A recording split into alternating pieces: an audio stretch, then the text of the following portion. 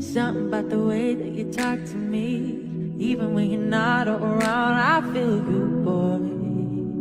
I feel you, boy. Tangled in your love and your energy. Perhaps it was the way that you smile. I see you, boy. Oh, I need you, boy. 'Cause I've been waiting my whole life to find someone like you. To find someone like you. Yeah, yeah, 'cause I know I cannot be the only one who loves a full boho style braid, so today I'm going to show you exactly how to get it like that. I received this hair from EayonHair and I got 3 bundles of a 22-inch. Do you guys see how full this hair is? This bulk wet and wavy human hair is full from the root all the way down to the tips. It is held together by a rubber band. Since it is bulk hair, it is already off the track and ready to just prep out for your client.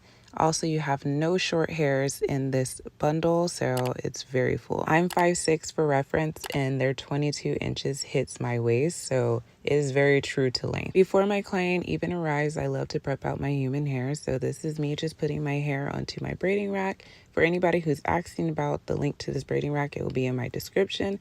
It definitely helps with prep time. Now I'm just going to show you an example on how I do my boho braids. So I always start my boho braids with knotless unless one of my clients requested to be box braids. So I start off with their natural hair and I braid it once or twice, and then I add a strand of braiding hair in. For the braiding hair, I love to use the brand Expressions. I'll insert a photo of how it looks off to the side. But for my braiding hair, I do not pre-prep that out. I just pull off the rack as I go, and that works for me. So far, I have put 2 braid strands into my client's hair, and it really depends on how thick your client's hair is. It determines how much braiding hair you're going to put in. I try not to put too much braiding hair in because I want it to be more human hair. For my back rows, I'm going to put 3 strands of human hair into the braid. And I do this because as I go up, I'm going to fill it out more.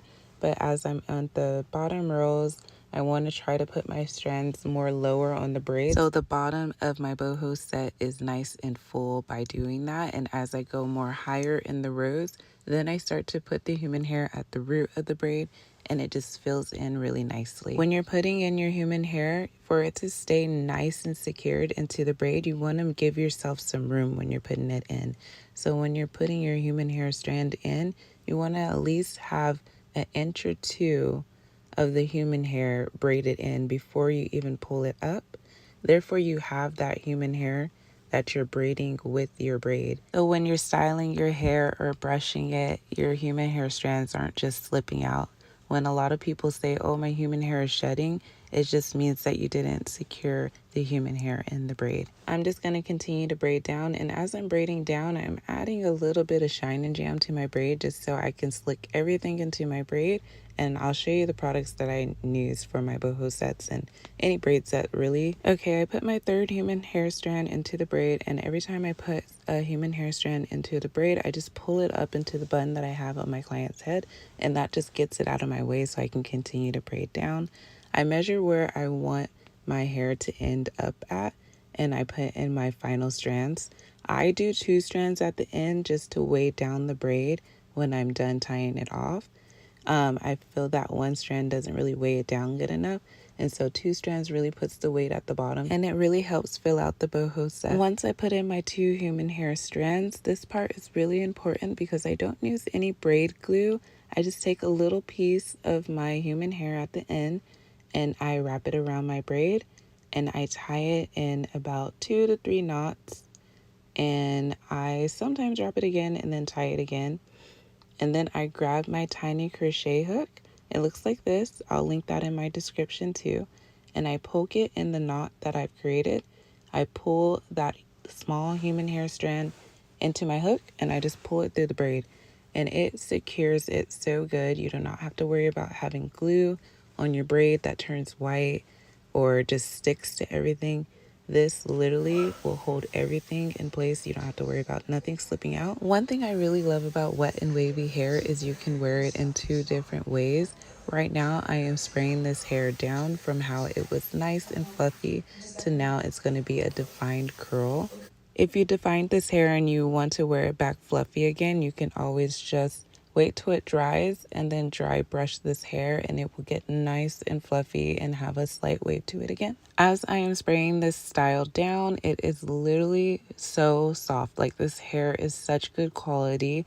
Honestly, in my opinion, it is the best hair to use for boho braids. The care for this is very low maintenance. You do still have to care for this hair though. You can't just put it in and abandon it. So you're going to definitely want a paddle brush, or a detangling brush is good. You want to refresh your curls at least once or twice a week, or brush or detangle your curls once or twice a week. Make sure you're putting a little leave-in conditioner or a lightweight mousse like the Lotta Body mousse. I really love that one. When you go to sleep at night, I suggest that you split the hair down the middle and just put it in 2 loose twisties. And then after you do that, just tuck the twisties into your bonnet and you can just go to sleep. And when you wake up in the morning time, take those twisties out of your bonnet, unravel it, finger detangle your hair at least every day so it doesn't attach to the braid itself. All these steps is to prevent any tangles in your human hair. This hair is really good quality. So just like your natural hair, you wouldn't just abandon it. You would just show it care. So if you love for this hair, then this hair will do right by you. This is just a couple of videos that I took after I wet down my client's hair, and you can see that it's a nice defined curl. It literally looks so cute and gorgeous on her. You can get a nice sew-in look by just adding a lot of curls in your front and also the top of your back. And this is me showing you guys exactly how much curls I put into my braids and how to get this look to be so full. First, this only works because the hair is full from the root to the tip. If you have human hair that starts off thick and thins out at the bottom, it's not going to give you the same look. You need human hair that is full all the way throughout. I did a medium small size on my client. That is 7 rows on each side. So for my first row, I did 2 braids and I gave 3 curls in each of those braids. For my second row, I did 3 braids and I added 4 curls in each braid. For my first 3 rows on each side, I did not start the braid with human hair at the root. I put my human hair just a little bit lower because my last 4 rows, I was putting the human hair at the root.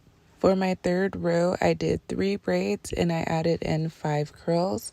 And the strands that I'm adding in are not skinny curls. They are on the thicker side. Not too thick so I can keep my braid nice and skinny, but they are not super tiny strands. And that helps with the fullness of the boho set. For my fourth row, I start putting the human hair at the root. I do 3 braids and I add in 6 curls for this row. For my fifth row, I did 3 braids again and I added in 7 curls. So as you guys can see, as I'm putting down each row, it's really filling in the spaces and it's looking really nice and full. For my sixth row, I did 3 braids and I did 7 curls again for each braid. For my 7th row, which is my last row, I did 4 braids and I added in 8 curls in each braid. Okay, onto the back section of this hair. I did 8 rows total in the back. I started off my first row with 3 braids and 3 curls. One important thing to do when you are doing the back section of your hair or a client's hair is to make sure that you are bricking your rows. So if I'm going to do 3 braids for my first row, I'm going to do 4 braids for my second row. The bricking just helps fills everything out nicely without having to put too much braids in the back. So in my second row, I did 4 braids and each braid had 3 curls in it. And as I said, none of these are started at the root, at least for the first couple of rows in the back, just because you want to more started the curls at the root when you get more at the top part of your back section. My third row has 5 braids and 4 curls. My fourth row has 6 braids and 3 curls on each braid. I used all 3 bundles that was sent to me, so I had to make sure that I did not run out of curls. I recommend if you are getting any inch past 18 inches, you should definitely get 3 bundles. If you are going lower than 18 inches, then you can get away with getting 2 bundles and still having it to look really full. But with that, it will more so be a mid-back length and not a waist length, but I know girlies like either one. It's cute either way. For my 5th row, I did 7 braids and I put 4 curls in each braid. For my 6th row, I did 6 braids and I put 3 curls in each braid. For my 7th row, that's when I really start to try to fill out the curls. So I did 5 braids and I added in 5 curls. For my last row, I did 4 braids and I did 6 curls each braid, and it just really filled out my back. That's it for this video, you guys. I hope you guys enjoyed, and I hope to see you in the next video.